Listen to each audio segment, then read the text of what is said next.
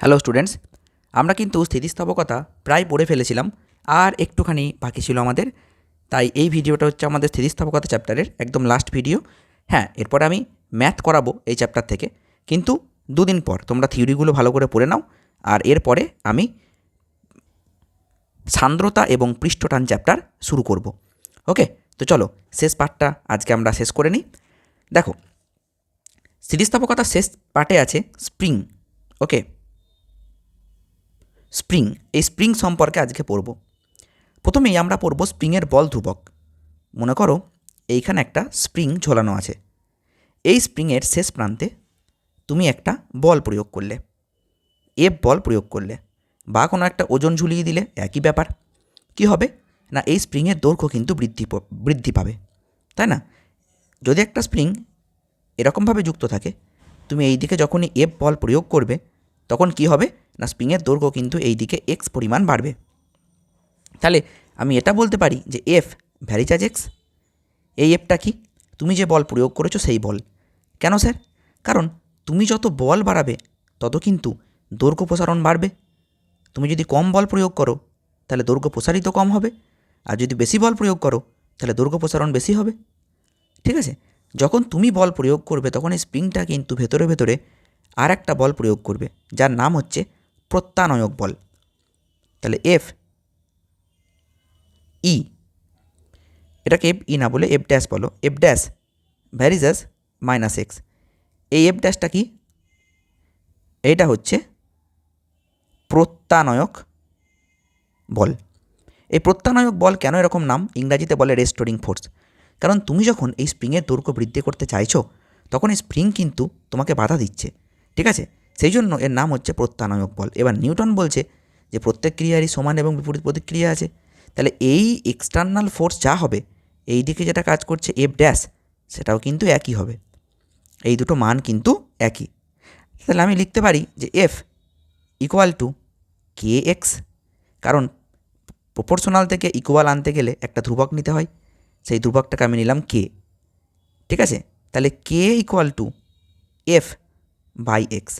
এই কে ধ্রুবকটার নাম কি জানো? এটাকে বলা হয় স্প্রিং এর বল ধ্রুবক। কি বলা হয়? স্প্রিংয়ের বল ধ্রুবক। ঠিক আছে? তোমাকে কোশ্চেন দেবে যে স্প্রিংয়ের বল ধ্রুবকের একক এবং মাত্রা কী হবে। দেখো, স্প্রিংয়ের বল ধ্রুবক কে ইকুয়াল টু কী হলো? F by X. তাহলে এর একক হবে নিউটন পার মিটার, এটা হচ্ছে এসআই একক। আর সিজিএস একক কী হবে না, ডাইন পার সেন্টিমিটার, এইটা হচ্ছে সিজিএস একক। ওকে, যদি বলে যে মাত্রা কী হবে, দেখো মাত্রা হবে এফের মাত্রা কত, M L T to the পাওয়ার -2, আর দৈর্ঘ্যের মাত্রা এল। তাহলে এল কাটলো, তাহলে এম টি টু দি পাওয়ার -2। আচ্ছা, এই এম টি টু দি পাওয়ার -2 এইটা কিসের মাত্রা বলো তো? এইটা কিন্তু পৃষ্ঠটানের মাত্রা। তোমাদের মনে পড়ছে কি না জানি না। হ্যাঁ, তোমরা দেখবে ক্লাস 9-এ এই জিনিসটা পড়েছিলে, পৃষ্ঠটানের মাত্রা। বা তোমরা ক্লাস 11-এও প্রথম চ্যাপ্টারে মাত্রা যে চ্যাপ্টারটা ছিল সেখানেও কিন্তু তোমরা এটা পড়েছিলে। ঠিক আছে? আবার স্প্রিংয়ের বল ধ্রুবকেরও মাত্রা এম টি টু দি পাওয়ার -2। তাই তোমাকে একটা কোশ্চেন দিয়েই দিতে পারে যে স্প্রিংয়ের বল ধ্রুবকের মাত্রা আর কোন রাশির সঙ্গে একই হয়? তো তখন কিন্তু উত্তর হয়ে যাবে পৃষ্ঠটানের মাত্রার সঙ্গে একই হয়। বুঝতে পেরেছ? এবার আমরা পড়ব স্প্রিংয়ের শ্রেণী সমবায়। কি পড়ব? স্প্রিংয়ের শ্রেণী সমবায়। জিনিসটা কি? তাহলে শ্রেণী সমবায় মানে হচ্ছে দুটো স্প্রিংকে এইভাবে যুক্ত করে দেওয়া। ঠিক আছে? তো এই দুটো স্প্রিংকে যদি আমি একটা মাত্র স্প্রিং দিয়ে রিপ্লেস করে দিই, তাহলে তার যে বল ধ্রুবক হবে সেইটা হচ্ছে এই দুজনার তুল্য বল ধ্রুবক।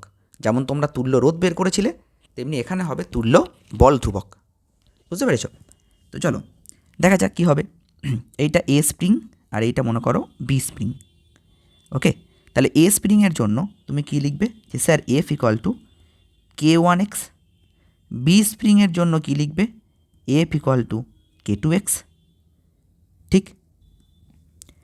আবার K1x ইকুয়াল টু K2x, এগুলো আমরা আগের পাতায় পড়তে চলে এসেছি না, যে এফ ইকুয়ালস টু KX হয়। তাহলে এখান থেকে লিখতে পারি কি বলো তো, X by one by K one equal to, আচ্ছা হ্যাঁ অবশ্যই এক্স ওয়ান এক্স টু হবে, এক্স ওয়ান এক্স টু হবে। কেন হবে? কারণ এই স্প্রিংটা যা যা দৈর্ঘ্য বৃদ্ধি হবে, এই স্প্রিংটার মনে করো দৈর্ঘ্য বৃদ্ধি এক্স ওয়ান, আর এই স্প্রিংটার দৈর্ঘ্য বৃদ্ধি মনে করো এক্স টু, সেই দুটো তো আর এক হবে না, কারণ বল ধ্রুবক তো আলাদা না। বল ধ্রুবক যদি আলাদা হয় তাহলে দৈর্ঘ্য বৃদ্ধি কী করে একই হবে? আলাদা আলাদা হবে। তাহলে এইটার দৈর্ঘ্য বৃদ্ধি হবে কিছুটা, তারপরে এইটারও দৈর্ঘ্য বৃদ্ধি হবে কিছুটা। হ্যাঁ ঠিক আছে, এই তাহলে এর যে দৈর্ঘ্য বৃদ্ধিটা এ ছিল এখানে, ঠিক আছে। এক মিনিট দাঁড়াও, ছবিটা আঁকা হয়নি, আমি একটু ভালো করে এঁকে দিই ছবিটা, তোমাদের বুঝতে সুবিধা হবে। দেখো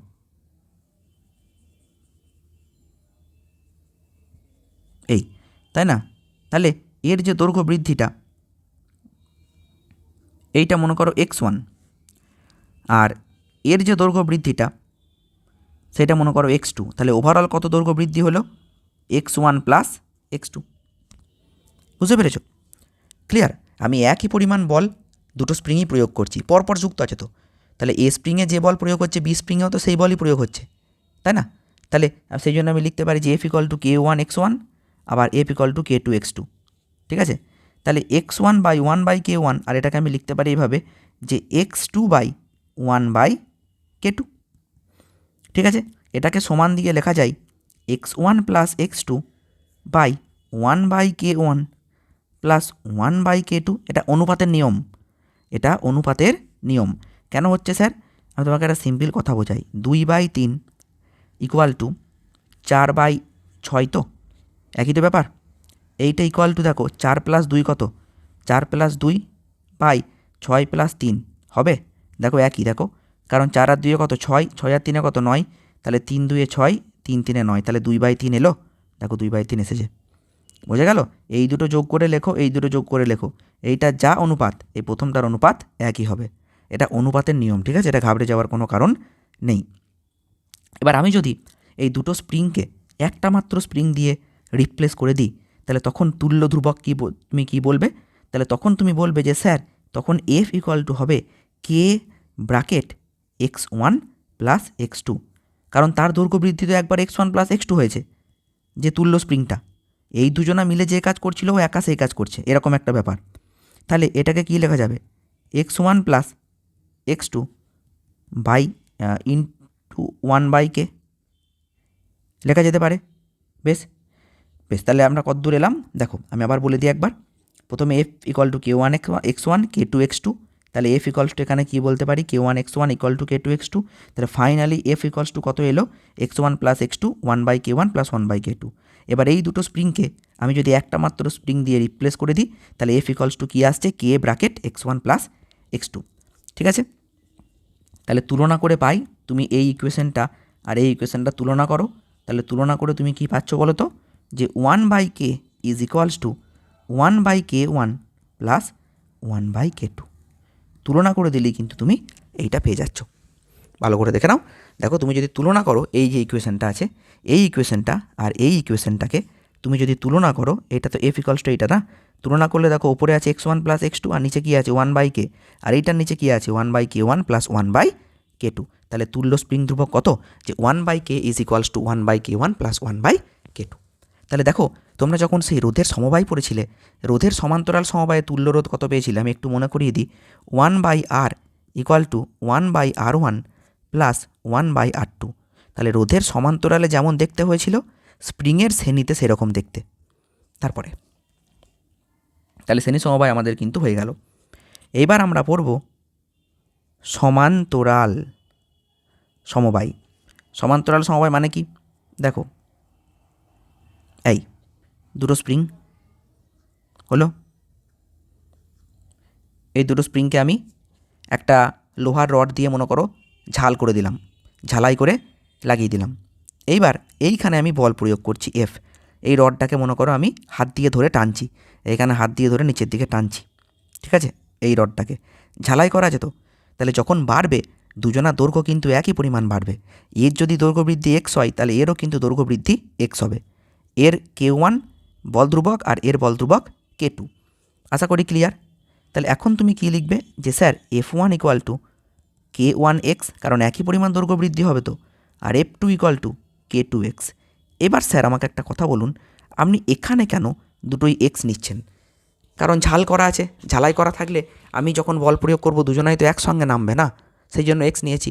তাহলে স্যার এফটা তো আপনি আগের ক্ষেত্রে একই পরিমাণ এফ নিয়েছিলেন, বলটা তো একই বল নিয়েছিলেন, এখানে কেন F1 F2 করলেন?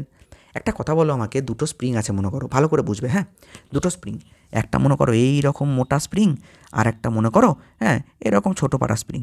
হ্যাঁ, এবার তুমি এই স্প্রিংটাকে যে বল প্রয়োগ করেছো 6 নিউটন বল প্রয়োগ করেছো, তুমি এইটা তো মনে করো তাই বল প্রয়োগ করেছো 6 নিউটন। বুঝতে পারলে কী বলছি? এবার দুজনার দৈর্ঘ্য বৃদ্ধি কী করে একই হবে? কোনো দিন হবে? হবে না নিশ্চয়ই। এই যে মোটা স্প্রিংটা আছে, সেই মোটা স্প্রিংটা দৈর্ঘ্য বৃদ্ধি নিশ্চয়ই কম হবে, কারণ সেটা বেশি শক্ত। কিন্তু তুমি বলছো না স্যার হতেই হবে, আমি ঝাল দিয়ে দিয়েছি, একটা লোহার রড দিয়ে শেষ প্রান্তে ঝাল দিয়ে দিয়েছি, তাহলে তো স্যার একই হতেই হবে। তাহলে যদি একই হতেই হয়, তাহলে বল নিশ্চয়ই একই প্রয়োগ হচ্ছে না। তুমি এখানে প্রয়োগ করছো যে এফ বল, সেটা তুমি প্রয়োগ করছো, কিন্তু নিশ্চয়ই এখানে বেশি বল প্রয়োগ হচ্ছে, বা এখানে কম বল প্রয়োগ হচ্ছে, বা এখানে কম বল প্রয়োগ হচ্ছে, এখানে বেশি বল প্রয়োগ হচ্ছে, তবেই একই দৈর্ঘ্য বৃদ্ধি হবে, নইলে কিন্তু একই দৈর্ঘ্য বৃদ্ধি হবে না। বুঝতে পেরেছো কি বলছি? ক্লিয়ার হলো কথাটা? তাহলে তুমি এখানে লিখতে পারো যে F1 plus F2 equal to K1 plus K2 into ব্র্যাকেটে এক্স।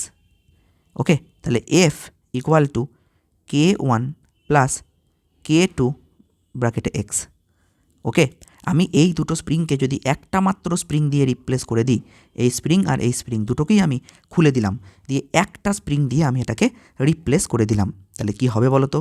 যদি আমি একটা স্প্রিং দিয়ে এটাকে কোনোভাবে রিপ্লেস করে দিতে পারি, তাহলে হবে, তখন তুমি বলবে যে স্যার তখন এফ ইকুয়ালস টু হয়ে যাবে কিন্তু কে এক্স, কারণ ওই একটা স্প্রিংয়ের দৈর্ঘ্য বৃদ্ধি যদি এক্স হয়, তাহলে F equals to K X, আর কেটাকে কী বলবো তখন? তুল্য বল ধ্রুবক। তাহলে তুলনা করে পাই, এটাকে তুমি 1 নম্বর সমীকরণ নাম দিতে পারো অবশ্যই, আর এটাকে তুমি 2 নম্বর দিতে পারো। তাহলে 1 ও 2 তুলনা করে পাই K is equals to K1 plus K2, K is equals to K1 plus K2। Okay, তাহলে আমাদের এই স্প্রিংয়ের পার্টটাও কিন্তু শেষ হয়ে গেল। ভিডিও যদি ভালো লাগে লাইক কমেন্ট শেয়ার করো। দেখা হচ্ছে পরের ভিডিওতে।